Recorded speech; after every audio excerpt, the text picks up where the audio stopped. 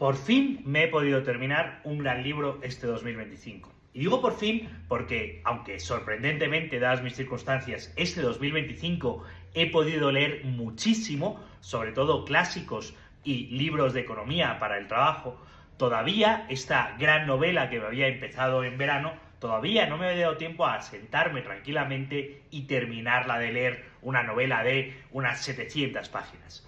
Y cuando he vuelto a retomar el hábito de lectura estas navidades, porque los profesores aprovechamos las vacaciones para leer y trabajar, al principio me ha costado muchísimo y pasaban días en que apenas leía unas pocas páginas y ya. Y esto es algo de lo que quiero hablar, y es que el hábito de lectura es un hábito, es como hacer deporte o ir al gimnasio. Si no te acostumbras a hacerlo, cuando lo vuelves a retomar, se hace súper costoso. Es verdad que a los 2 días le volví a coger el ritmo y ¡pum!, estoy leyendo un montón. Y súper rápido y por placer. Y eso es también importante remarcarlo. Leer es algo que se hace por placer. Ahora que tantos hacen ese listado de libros que se han leído en el año como si fuese una carrera, una maratón, no, leer es algo que se hace por placer y se disfruta, pero que requiere un esfuerzo por tu parte. ¿Y por qué tenía tanto interés en leer este libro, que es Poderes Terrenales de Anthony Burgess, de 1980? Anthony Burgess es uno de esos autores ingleses que hace honor a su nombre porque es completamente burgués y que en el siglo XX parecían sacados del siglo XIX, ¿no? Esos autores ingleses dedicados en exclusiva a la literatura, con una gran producción, un gran trabajo y viajando por el mundo, esa diáspora inglesa de los grandes autores que parece que siempre les gusta escribir fuera de las islas. Y Poderes Terrenales trata de 2 temas que me interesaban mucho y mucho más allá del interés, ¿no? Trata en el fondo del bien y del mal. Y lo hace a través de tratar el catolicismo y la homosexualidad. La premisa es muy interesante. Un autor reconocido, ya anciano, recibe una visita de un obispo para decirle: oye, queremos canonizar a tu cuñado que fue papa y queremos saber cuál es tu visión de cómo era él, tú que eres un reconocido escritor con tanto prestigio, pero que eres homosexual y que ha generado cierto escándalo. Y porque estamos hablando del siglo XX.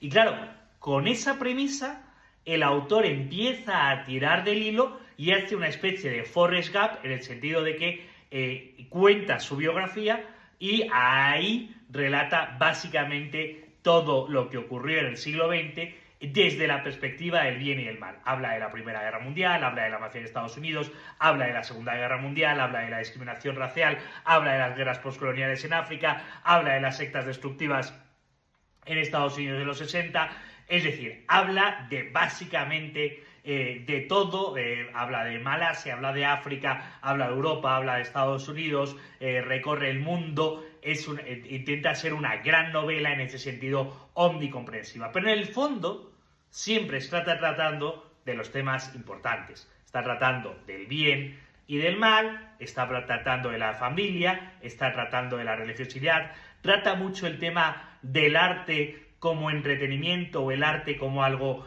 trascendente, y es sobre todo una novela inteligente escrita para público inteligente.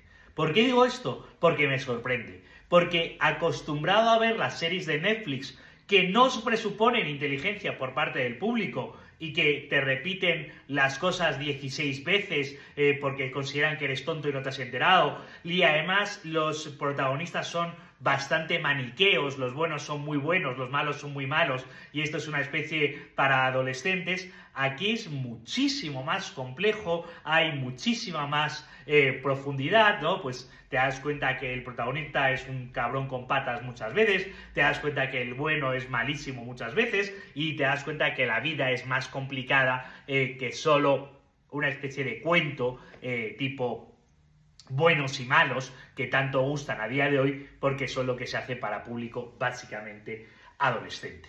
El libro a mí me ha encantado. Ahora, es un libro denso, es un libro que a veces es redundante, pero a mí me ha encantado esa aventura de leer al menos una vez al año una gran novela que tiene todo eso de la complejidad humana. Y quiero insistir en esto, que lo voy a hacer otro vídeo también, y es el Reel, el TikTok como la historia corta de un minuto no permite el desarrollo del personaje con complejidad. Que eso sí te lo permite la novela de 700 páginas que te cuenta toda una vida. Y el desarrollo del personaje con complejidad, es decir, ir viendo cómo la vida se va desarrollando y las posturas van cambiando, que no te lo permite el TikTok o el Reel, es algo muy importante para entender la naturaleza humana. Y creo que a base de simplificar, que está muy bien simplificar y extraer lo más importante para TikTok, pero a base de simplificar perdemos la complejidad y perdemos el matiz, y en eso perdemos la humanidad, que es algo que tienen las grandes novelas como esta de Anthony Burgess, que estoy tan agradecido de haber leído este 2025.